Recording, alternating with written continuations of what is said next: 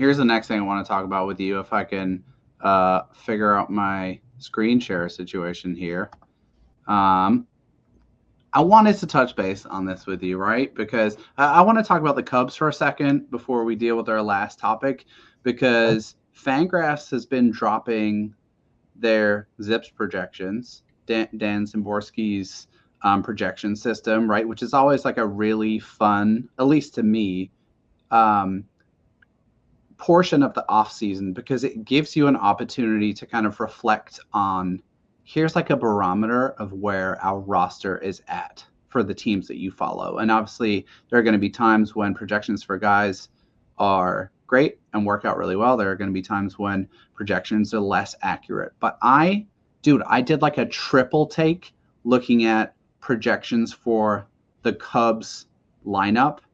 This is like a elite, potentially World Series contending lineup. And we have spoken and had conversations about how there's work to do on the pitching, both in the bullpen and certainly, especially in the starting rotation.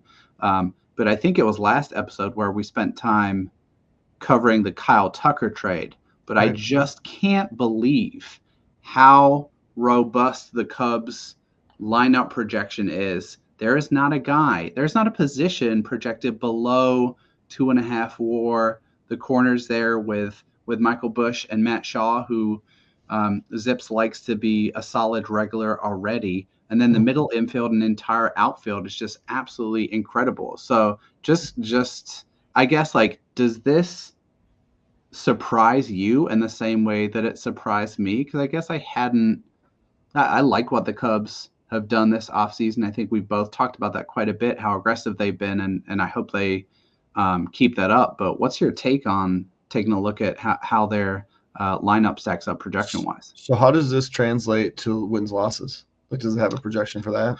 I think it puts them in like the 80, I want to say, and I could be misspeaking here. I want to say currently this puts them in the like 87 to 90 win range. But that's with, like if we look at their rotation for a second, you've got Imanaga and Justin Steele. They're doing all the work there.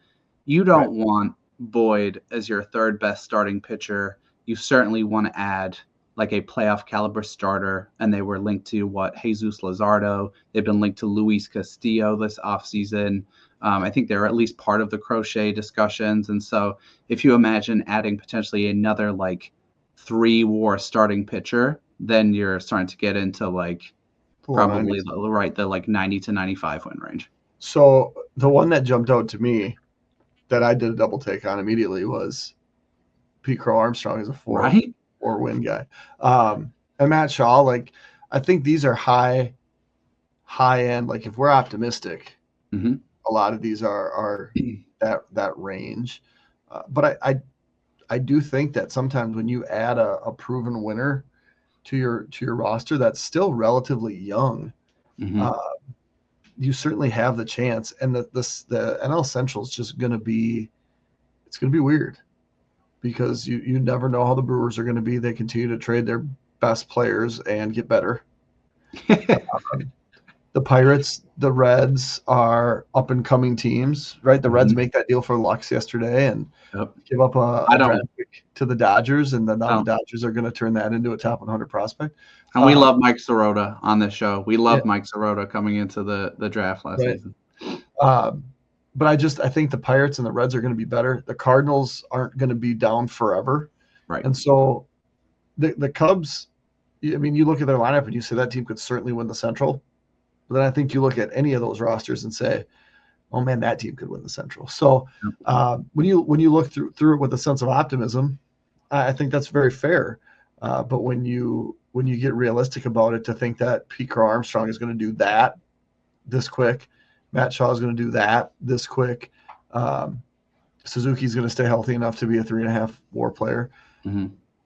I don't know. It'll be interesting because, like you said, the rotation is just not good enough to win that many games at this point. So agreed. But I think that's the thing that we do. You can do every spring, right? Hope springs eternal for all teams.